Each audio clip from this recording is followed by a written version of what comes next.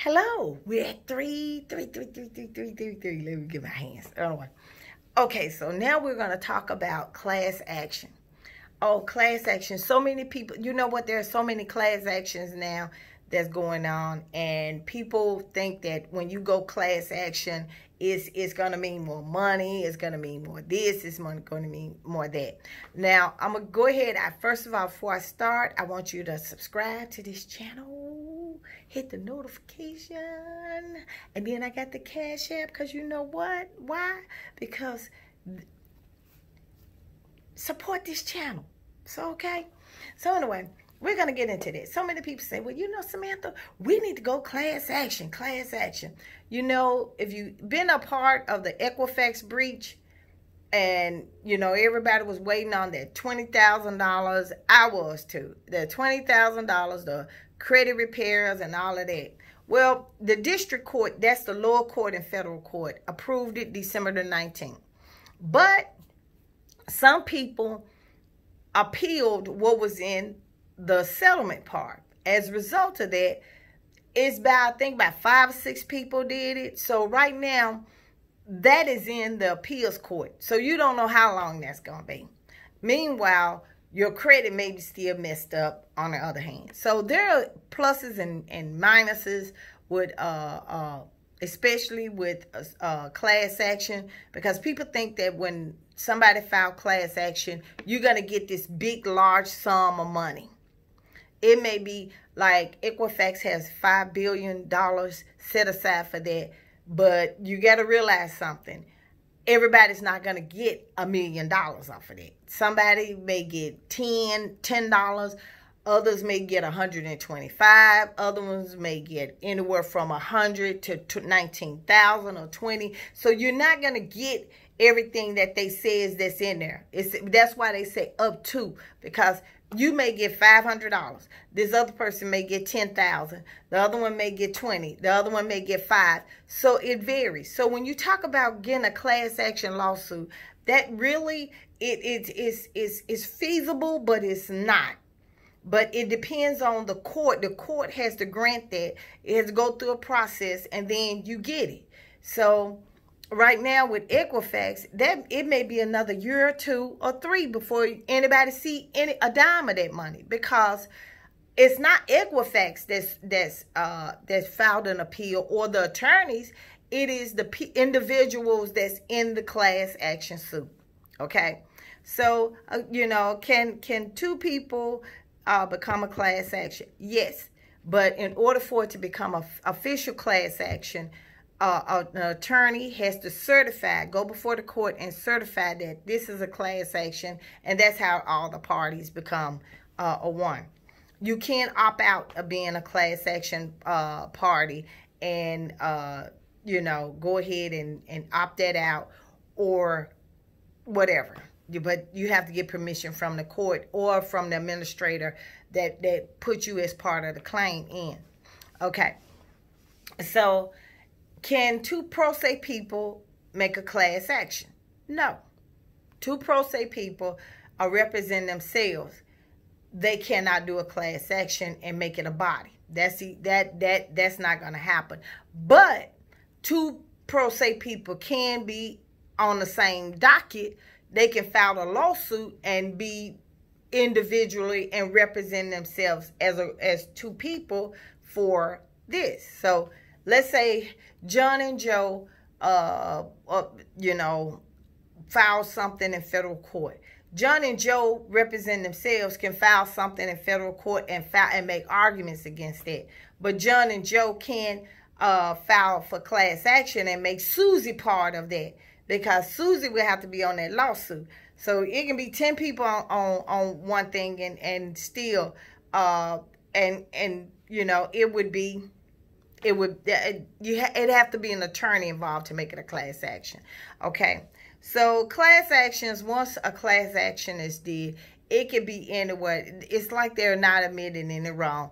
I did some research over the weekend and found out that Equifax has more class action lawsuits on them other than the breach than anything else. They also have a lot of individual cases upon this. So Equifax is going to take a lot of hit, because even though that they're fighting, because they after the breach, during the breach, they admitted they waited a while before the breach to tell people. Then after the breach, instead of them fixing it or doing anything about it, they just continue to cause damage. And there's a lot of people that's suing before or after the breach. In fact, the lawsuit breach has opened up its gates now that says if you still dealing with credit Equifax, and you're dealing with a time frame which is from January the 23rd of this year to January 23rd of 2021, you still can file an additional claim. So you can, but you can't file for damages under that, because you can only file for the time that you work that you put in trying to straighten out your credit report. So, okay. So with that being said, this one's probably gonna be a short video, but with that being said, when you're trying to do a class action or get a class action, you need to think of like the monetary amount, that too. Because like I said, I have seen, I know I have, and I know others have, where you see something that says class action, you open it up, $1.24. What? See, they got millions. $1.24. Well, that may be because the attorneys get their big cut. The only people that really make money out of a class actions are the attorneys, because the attorneys get 1/3 of whatever it is. That's not including the research and all of that other stuff. So that $5 billion that Equifax has, I think $333 million is going to go toward the legal fees. So, I mean, it is what it is, or it may be more than that. So when you're sitting here talking about class actions and all of that, you got to realize something. These attorneys are not working free, and that they're going to go ahead and try to get as much money as it can. So they legal research calls, their discoveries, their time in court, that, that's not including the 1/3 that they attack on for their services. So, just because it's a class action, don't mean that you're going to get all your money back. And the Supreme Court and the Appellate Court says that they encourage individuals to file consumer lawsuits to make the creditors comply with the laws of, just the regular laws. So when you're sitting here, you're thinking about this, you need to think, like I said, you need to think about monetary amount. How much money is it worth it to you? Some people said, no, filing a lawsuit ain't worth it. Let me go ahead and file bankruptcy and beat it. Some said, well, you know what? I need that bankruptcy protection. Let me go ahead and file, and then I'll file a lawsuit in bankruptcy court. Yes, you can do that. Anna Nicole showed that you could. Anna Nicole, yes. The one that they called the dumb bombshell, she was so successful, in fact, it went to the Supreme Court from the bankruptcy court. So yeah, it's called an adversary. So yeah, you can do that. So, or you may just, some people, like I said, credit is messed up. They want to get a house. They want to get this. But, this creditor stopped it. Once you file a lawsuit in any court, you're supposed to let the credit bureau know, and that stops it, because you're you're disputing a legal issue, and because it's outside of the jurisdiction, they can't allow them to continue to report negative stuff on your credit, because you're already in court, so they can't do that. But things happen, and when you catch it, you gotta be on your toes. That's why I got my old trusty friend here in my notebook, because I write stuff. I have it so much and I got notebooks that I've written in. I got notebooks that I haven't. I write in my calendar. I'm gonna show you my calendar. I write in my calendar is because you can't litigate and not be on point. I have, I've done appeals for people, and I tell them, I say, it's your job to keep up with this appeal process, which, we can talk about that. appeals process. You can file appeal on an order or a final order.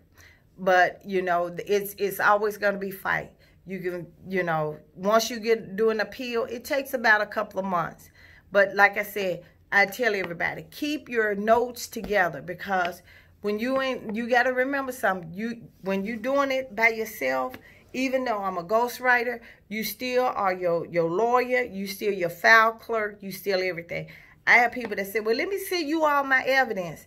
Yeah, I see it. I don't have to see all of it. You can text me something. You can tell me. Keep in mind, I'm a ghostwriter. I'm writing what you telling me. And I type that up. But, you know, and then I give it to you. You put your evidence with it and you send it on. But I have people that say, well, let me send you all my evidence. They'll send me all their evidence. Okay, I see it. Now what? What you want me to do? I can't clutter my house with all your evidence, with everybody's evidence. I wouldn't have nowhere to sleep. So I have to, I have to be very vigilant of what I'm saying and how I'm saying it. Many times when I'm typing up something, I would do it on Google Docs, or I'll do it and send it as a draft. I like Google Docs because if I'm making a mistake, you know, they can kind of correct me, or they can call me and tell me, now, Miss Samantha, they see what I'm actually typing. That's the most important thing. So when you're talking about lawsuits and class actions and stuff, I want you to be able to really to just think about it. Some people, that you know, they don't mind having a bad credit score, and then they'll get a car and pay on their high interest car, and then, you know, move from there and stuff. Or some people just don't care. They go get the little tote, you know, the little, what I call them, income tax cards every year. Every year they got to get an income tax card to work with. But that is on you. That has nothing to do with, you know, if you're trying to sue. If you're trying to sue and trying to fix your credit right, even if you go get a trait, somebody sell you some traits, it's going to cost. Everything is going to cost, because credit is one of the most important things now in this country. Back in the day, it didn't matter. It matters now. So for you to sit here and say, well, you know, I don't need my credit. I'll go get me a better job. Even if you went to college, you still need better credit. You're going to, you know, to get a student loan, to do all of this. Life insurance, health insurance. Everybody want to see, do you want to pay your credit worthiness? It's becoming more important every day. It's becoming, it's going to come to a way of survival. If you look on, what is it? It's this Netflix thing called Black Mirror, where this lady was looking at the, she was on social media, and it seemed like the more popular she was, the better her life was. But then when her life was, when she became unpopular, she couldn't get anything. That's how life is becoming to be as far as credit rise. So you want to protect your credit as much as you can. I tell people, don't co-sign for nothing. I don't care who it is. Don't co-sign unless y'all married and you know, both of y'all are on the same page. Yeah, then I co-sign. But I wouldn't co-sign for nobody, because if you don't pay that bill, they're not going after them. They're going to go after you, and they're going to go after your credit, and they're going to garnish your check. They're not going to do that to them. That's, you know, if a person can't pay their own bills, and I don't care as bad as they may need a car, you know, don't do it. I try to be totally responsible for the things that I do. Like right now, I know I'm going through things. Why would I go get a car and I know my credit is bad? 9 times out of 10, I'm not going to get with a prime lender. I'm going to get with a subprime.